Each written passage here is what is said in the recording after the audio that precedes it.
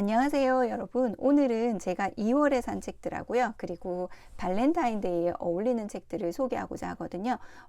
발렌타인데이 하면 뭐 따뜻하고 아름다운 사랑 이야기 이런 거 너무 많으니까요. 저는 반대로 안티 발렌타인데이 혹은 발렌타인데이가 외롭고 쓸쓸하실 예정일 분들을 위한 책입니다. 먼저 첫 번째는 예전에 리뷰를 했던 사랑의 종말이에요.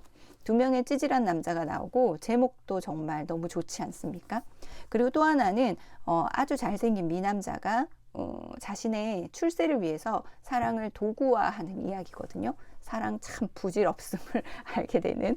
그리고 또 하나는 그 꽁냥꽁냥한 커플들을 보느니 이 현생에서 잠시 탈출하고 싶으시다는 분들을 위한 살아생전에 떠나는 지옥관광입니다. 이것도 예전에 리뷰를 해드렸는데요. 종교나 책이나 뭐 각종 그 역사 이런 곳에서 이렇게 묘사되는 지옥에 대한 모습들이 담겨져 있습니다. 그래서 발렌타인데이가 외롭고 쓸쓸하실 분들을 위한 추천책입니다. 자, 그리고 2월에 제가 산 책들인데요. 먼저 첫 번째는 이순신의 바다입니다. 여기 황연필 작가님이 유명한 유튜브 그 역사 강사분이시라고 하더라고요. 뭐 엄청난 역사 덕후분들한테는 좀 싱거울 수 있는데 이순신에 대해서 그리고 임진왜란에서의 전쟁에 대해서 굉장히 재미있고 또 쉽게 쓰여져 있거든요. 그래서 아이들하고 읽기 좋을 것 같아요. 특히 저는 각종 무기들이나 지도 같은 것들이 굉장히 잘 되어 있더라고요. 사진이나 이렇게 자료들이 잘 되어 있어서 특히 좋았습니다. 그래서 이제 이순신의 출전이라던가 이런 내용들, 그리고 일본의 상황들도 담겨 있고요. 그리고 이렇게 보시면 일본은 새끼분해라고 해서요. 굉장히 가벼운 그 나무 재질로 만들었고 그리고 뾰족해서 굉장히 빨라요. 대신 이렇게 회전이나 이런 거 할 때 무너질 수도 있거든요. 그래서 이 위에서 싸우는 게 아니라 보통 다른 배에 이렇게 갈고리를 걸어서 다른 배에 이렇게 넘어가서 1대1로 싸우는 게 유리했다고 해요. 근데 우리나라 배 같은 경우는 판옥선이라고 해서 굉장히 무겁고 좀 노를 젓기가 힘들었지만 대신에 이제 화포 같은 걸 실을 수 있죠. 굉장히 무거운. 그래서 이순신 장군이 그 피땀 나는 노력으로 열심히 이렇게 훈련을 해서 이 무거운 판옥선을 쉽게 90도로 막 돌리고 할 수 있게 일사불란하게 움직일 수 있게 해서 이것이 승전에 도움이 되었다고 합니다. 이 판옥선 위에 쇠로 덮개를 뒤집고 쇠못을 단 게 바로 거북선이에요. 그 거북선을 만든 이유가 바로 그 왜군들이 그 갈고리를 던져서 넘어와서 싸우는 그런 그 전쟁의 능이기 때문에 그랬다고 하죠. 그리고 안택선이라고 해서 일본인들이 이제 요 배를 2층으로 만든 거예요. 그래서 보통 다이묘 장군들이 이제 탔다고 하죠. 이렇게 고증들이 되어 있고요. 그리고 또 재밌었던 내용은 여기 보면 네, 여기 있네요. 요게 이제 당항포 해전인데요. 그 임진왜란이 일어나기 1년 전에 월이라는 기생이 한 손님을 봤는데 이 손님이 약간 이상하더래요. 일본말도 쓰고. 그래서 이분이 잠든 사이에 이렇게 짐을 뒤졌더니 지도가 나왔는데 우리나라 남해안의 지도가 굉장히 막 세밀하게 그려져 있었대요. 그래서 이 월이라는 기생이 여기에 원래 땅이 있는데 육지가 있는데 여기를 바다인 것처럼 몰래 이렇게 바꿔 그린 거예요. 그래서 일본 왜군이 이렇게 여기 왔다가 육지가 있어서 우왕좌왕할 때 이순신이 뒤에서 쳤다고 하죠. 그러면서 다양한 이순신의 이제 전적이라던가 아니면은 이런 전략 같은 것들이 담겨 있거든요.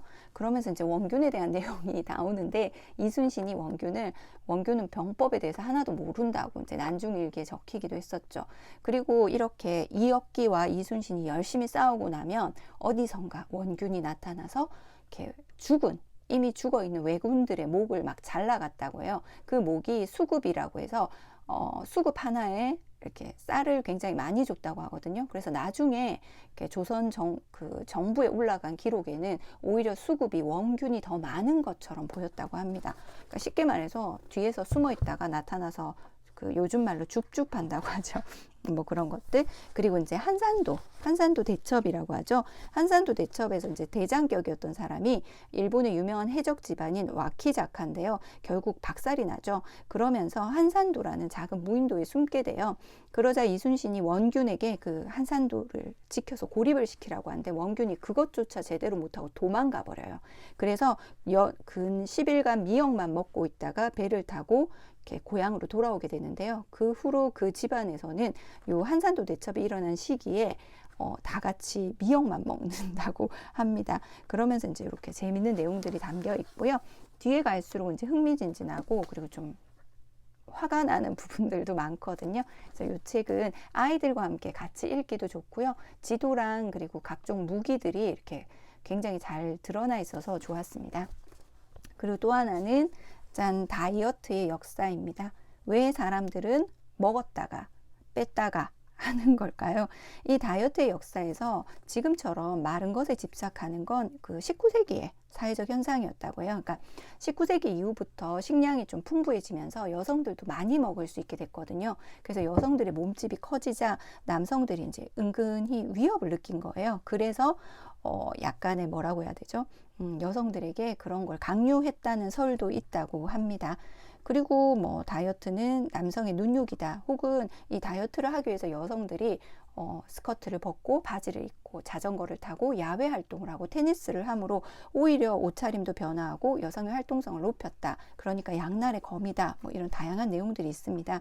그리고 또 미국은 땅이 워낙 넓어서 옷을 통신 판매로 입었다고 해요. 그래서 통신 판매로 입으려니까 아무래도 사이즈, 대중에 맞춰진 사이즈가 필요했겠죠. 그래서 그런 뭐 사이즈가 정해지게 되면서 이렇게 뚱뚱하냐 혹은 정상이냐 말랐냐 이런 그 기준이 생겼다. 뭐 이런 내용들도 있고요.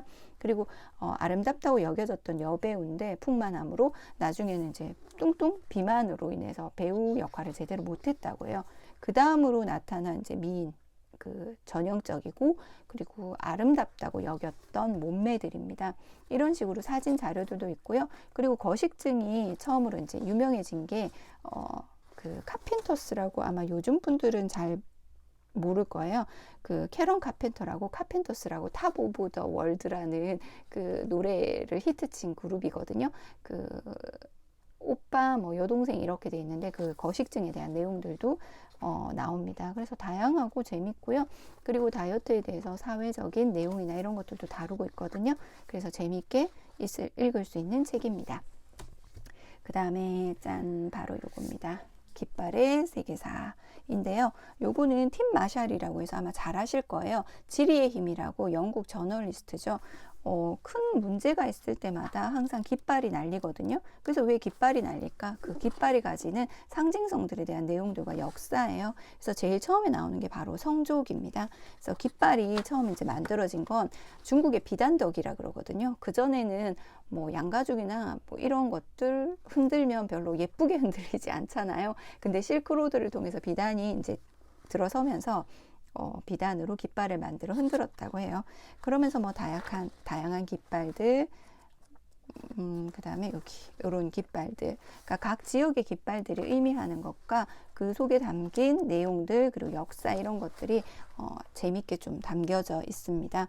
그래서 좀 재밌게 지금 열심히 읽고 있습니다. 그 다음에 또 하나는 토크 아트예요. 배우 러셀 토비하고요, 갤러리스트 로버트 다이아먼트 라고 두 분이 팟캐스트 같은 걸 하셨다고 해요. 그래서 그걸 이제 책으로 엮은 건데요. 재밌고 현대적인 그리고 우리가 잘 모르는 사람들 그림들이 많거든요. 이런 식으로 해서 이 두 분이에요. 그래서 웰컴 투 토크 아트라고 되어 있죠.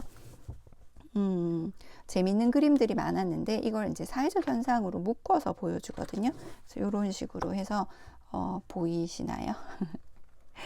이렇게 되어 있습니다. 이분은 제이드 자라고 해가지고요, 캐나다인이에요. 한국계고, 근데 의복이나 보디 페인팅 등으로 이제 예술을 추구하셨거든요. 이렇게 옷을 직접 사람들이 와서 갈아입거나 혹은 망토를 두를 수 있게. 그러니까 망토라는 건 초자연적인 힘을 나타내기도 하고 변신을 의미하기도 하잖아요. 그런 것들을 통해서 이제 소수 인종이라고 해야 되나요? 뭐 그런 것들에 대한 내용들도 담겨 있고요. 그리고 제가 또 좀 흥미있게 본 건 요겁니다. 바바라 헤버스의 날개 달린 형상이라는 거고요. 공공예술로서 이제 모든 사람들이 공유할 수 있는 작품이죠. 그리고 요렇게 요거는 좀 정치적인 현대 예술이라고 해서요. 오바마가 집권하는 시간 동안 계속 하루에 한 장씩 오바마의 초상화들을 그렸다고 합니다.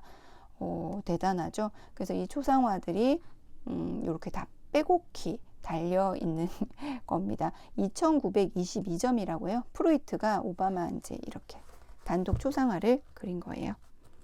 그리고 뭐 다양한 그림들이 많거든요. 다양한 그림들과 설치 예술들, 뭐 이런 것들, 그러니까 여성 예술가들의 모습 같은 것도 담겨 있습니다. 그래서 현대 예술에 대해서 좀 제대로 알고 싶으신 분들은 그림도 크고요, 판형도 훌륭하니까 한번 읽어보셔도 괜찮을 것 같아요. 그 다음에 제가 좋아하는 작가 주경철 작가님이 바다 인류를 내셨거든요. 그 전에 낸 책들은 그 항해 시대라고 해서 대항해 시대의 부분만 다뤘거든요. 그런데 이 책은 이제 초기 인류부터 시작해서 지금 현재 바다의 역사를 다루고 있습니다.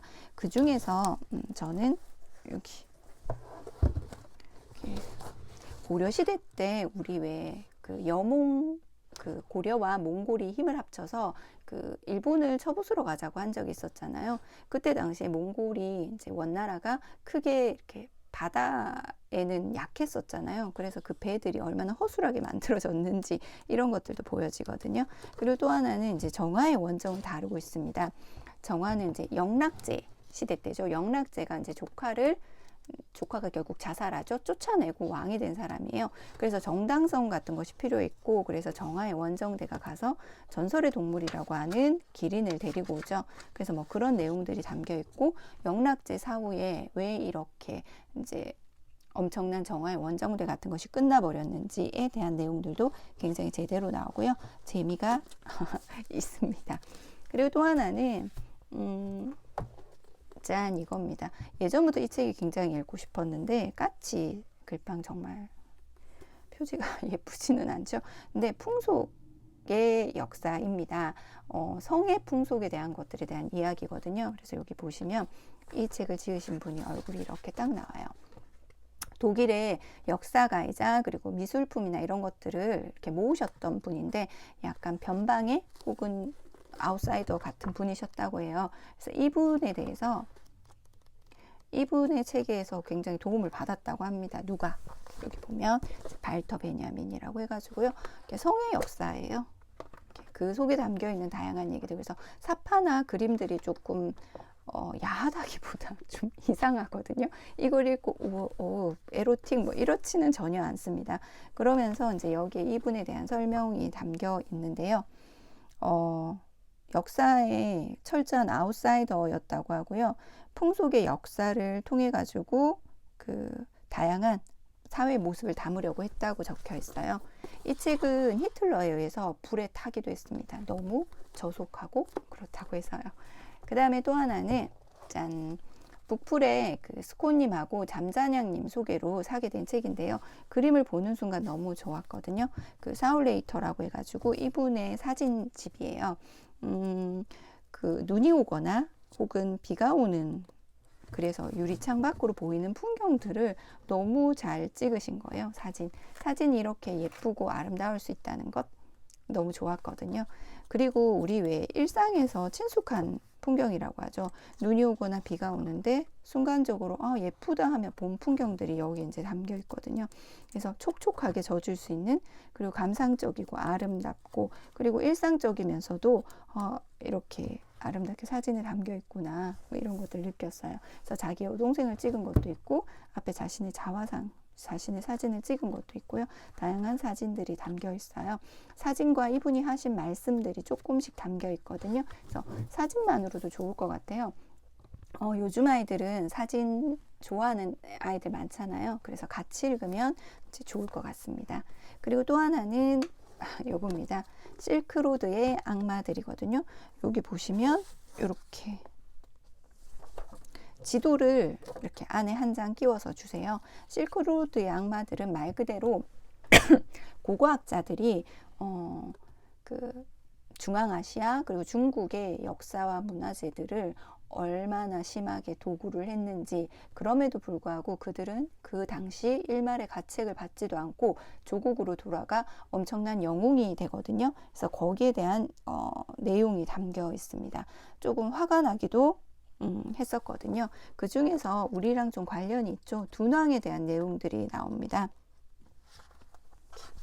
돈황이라는 석굴에서 엄청난 고문서들이 발견되죠. 그것이 어떻게 영국과 프랑스로 다 넘어간지 정말 많죠. 몇 푼 안 되는 돈으로 거의 사기치다시피 해서 몰래 빼돌린 그 고문서들이에요. 정말 중요하고 훌륭한 고문서들인데 이것들을 제대로 그 연구를 할 수가 없죠. 정작 돈황에 그 살던 분들, 그리고 지금은 중국으로 이제 넘어가 있으니까요. 그래서 여기에 대한 내용들. 이들은 약탈자인가? 아니면 그 당시 당연했던 그 중국과 중앙아시아의 문화를 연구할 수 있게 도와준 사람들인가에 대한 의견들, 뭐 그런 것들이 나와 있는데, 제목은 실크로드의 악마들입니다. 그래서 재미있었고요. 아, 인디애나 존스가 어떤 사람인지, 그리고 어떤 시선에서 만들어진 인물인지를 좀 알게 되겠더라고요. 그 다음에 또 하나는 다락방님 추천으로 읽게 된 부풀의 다락방님, 못생긴 여자의 역사입니다. 여기에 보면 이제 카톨릭 교회에서는 분을 바른 여자들은 하나님과 하나님의 그 아들들과 형제들을 살해하는 여자들이다. 뭐 이러면서 꾸미는 것에 대해서 굉장히 이렇게 제약시하거든요. 그런 내용들. 그리고 이렇게 뭐 재밌었던 부분은요, 머리 색깔에 대한 부분이에요. 젓갈색 머리는 거의 매춘부의 색깔이라고 했고요. 젓갈색 머리에 주근깨까지 박혀 있으면 그것은 악마와 동침을 한 여자의 라고 했거든요. 딱 떠오르는 인물 없나요? 그 빨간 머리 앤이죠. 빨간 머리 앤. 이 시대 때 태어났으면 큰일 날 뻔했겠죠. 그러면서 이제 신성한 거식증에 대한 내용도 나옵니다. 그러니까 중세시대 여성은 그저 결혼을 하고 그리고 가부장 제도의 어떤 도구처럼 사용됐는데, 유일하게 자기 몸을 마음대로 할 수 있고 조절할 수 있는 게 먹지 않는 거였거든요. 그래서 신성한 거식증이라고 해서 성녀들이 탄생해요. 오로지 그 신부님이 주시는 성체만을 먹고 사는 뭐 이런 것들, 그게 아마 여성의 그 저항이었다고 뭐 그런 내용들도 담겨 있고요. 재밌는 내용들도 많고, 동화 속에 나오는 추녀들도 이렇게 소개가 되어 있습니다. 주로 계모나 이런 분들이죠. 그러면서 못생겼다, 추하다라는 말을 하는 그 사람이 비난을 받아야 되는데, 그 말을 듣는 여자들이 왜 스스로 수치스러워하고 힘들어하는지에 대해서 이제 이야기를 하고 있습니다. 그래서 굉장히 지금 재미있게 읽고 있고요. 그리고 이제 드디어 받은 사은품들인데요. 먼저 첫 번째는 1호를 이제 사서 받은 거예요. 여기 L입니다. 여기 스누피죠. 그리고 여기 굽리스트님 그림이거든요. 아까 깃발의 그 세계사가요. 그래서 여기 이렇게 우표 양식의 스티커고요. 그리고 이건 뭐 때문에 받았는지 모르겠는데 무민이에요. 귀여워서 있고요. 그리고 요번에 이제 받은 게 프랑켄슈타인 나무 젓가락이고요. 그리고 또 하나는 요거 예뻐서 선택을 했는데 요거예요. 이렇게 되어 있어요. 제 거는 옛날 거거든요. 들어갈 수 있을까요? 했는데 이 고민형을 빼면 들어갈 수 있을 것 같기도 합니다. 이렇게. 네. 이렇게 해서 제가 그 2월에 산 책들과 그리고 사은품들을 소개해 드렸습니다. 그럼 안녕.